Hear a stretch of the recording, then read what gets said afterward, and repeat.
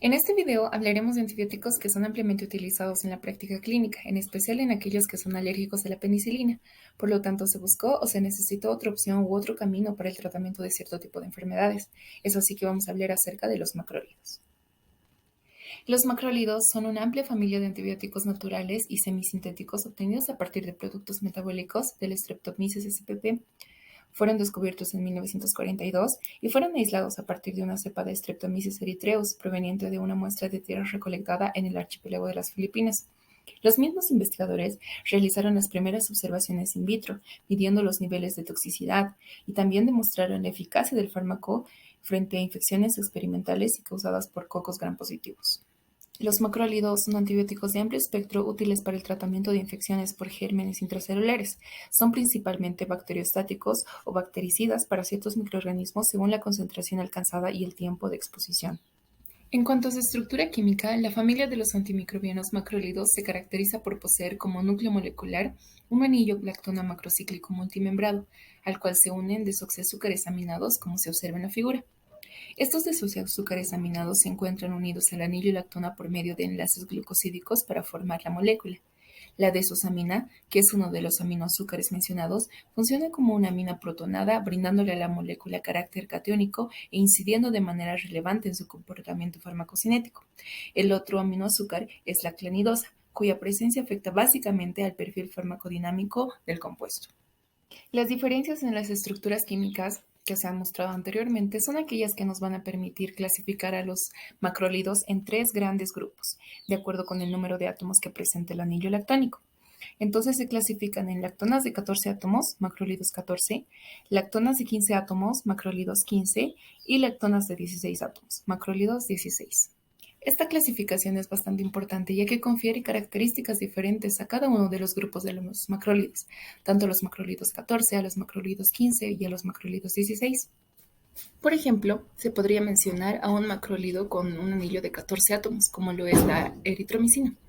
La eritromicina es una base débil que en el medio ácido del estómago se degrada muy rápidamente, a comparación de los macrólidos con anillo de 16 átomos, que son mucho más estables en el medio ácido que la eritromicina.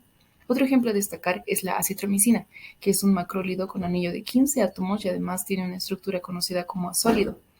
Esta acitromicina muestra mayor actividad frente a los microorganismos gram negativos que los macrólidos 14, que muestran actividad frente a los microorganismos gram positivos.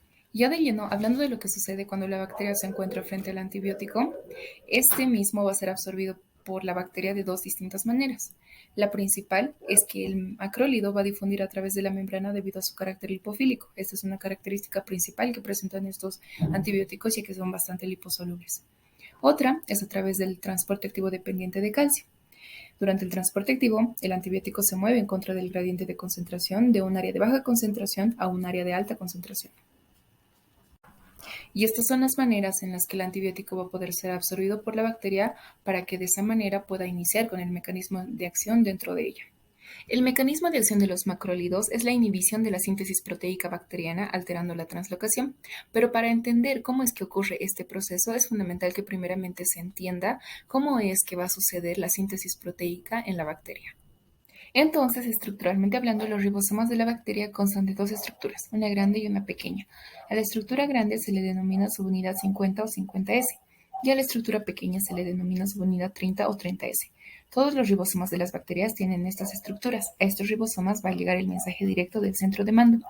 El ADN, por medio de su mensajero ARN, les va a hacer llegar a los ribosomas las órdenes que tienen que seguir, es decir, la síntesis de proteínas para crear toxinas, la síntesis de proteínas para crear pared celular y peptidoglicano, la síntesis de proteínas para formar nutrientes metabólicos para que la bacteria pueda sobrevivir, es decir, toda información necesaria para formar proteínas. Entonces, en el ribosoma bacteriano, una vez que has recibido el mensaje directo del ADN, este mensaje ARN va a embonar en tres regiones específicas que comparten tanto la subunidad 50 como la 30S, conocidas como región A, región P y región E. Estas regiones son el sitio de arranque. Los ribosomas reciben el mensaje, pero para poder dar inicio, para poder arrancar el proceso, necesitan de una molécula llamada ARN de transferencia. Esta molécula de ARN de transferencia es como la llave que necesita embonar en el sitio A para poder arrancar la marcha y empezar el proceso. Este proceso de iniciación de ARN de transferencia se considera translocación y después se pasa a la segunda posición, que sería la región P, desde la cual va a empezar a tomar aminoácido por aminoácido juntándolos para formar péptidos y finalmente formar la proteína. Este proceso se denomina transpeptidación. Entonces, normalmente los ribosomas bacterianos, al recibir el mensaje y la orden de su ADN, dan inicio a la marcha con ARN de transferencia y después empiezan a formar aminoácidos tras aminoácidos tras aminoácidos para formar proteínas. Proteínas de pared, proteínas de membrana, proteínas de toxina o proteínas de sostén para la bacteria. Y es ahí donde entran los macrólidos, donde ejercen el mecanismo de acción los macrólidos.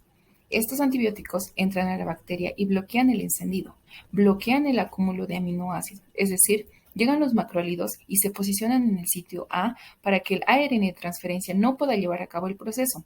De esta manera no hay formación de proteínas y las que ya se habían llegado a formar no pueden seguir su proceso de producción y se interrumpen. Es decir, los macrólidos entorpecen la translocación y la transpeptidación del ribosoma bacteriano. Y la bacteria, al no tener proteínas, no va a poder replicarse, tampoco va a poder sostenerse ni estructural ni metabólicamente por la falta de proteínas.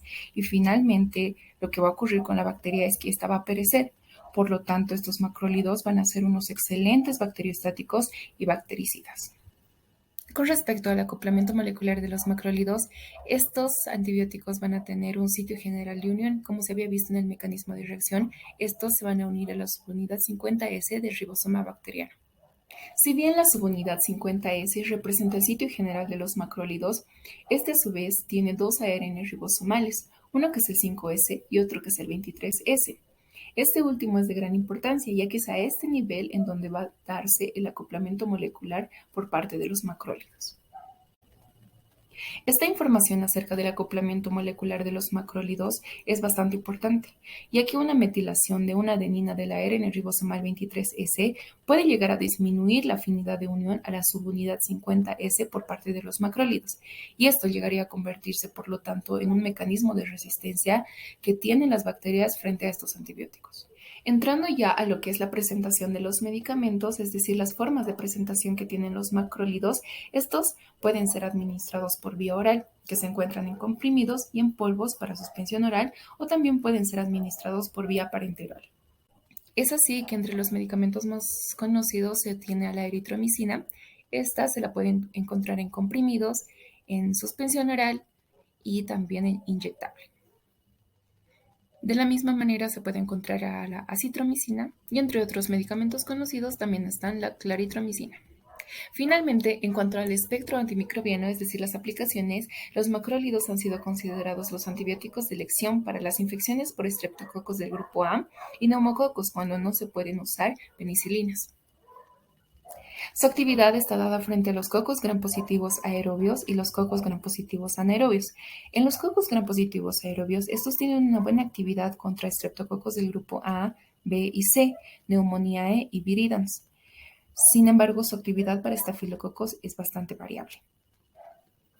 En relación con los cocos gram-positivos anaerobios, las cepas de peptococos y peptoestreptococos son sensibles a los macrólidos. Sin embargo, y para finalizar el tema de los macrólidos, estos son muy poco útiles contra cocos gram negativos, ya sean anaerobios o aerobios.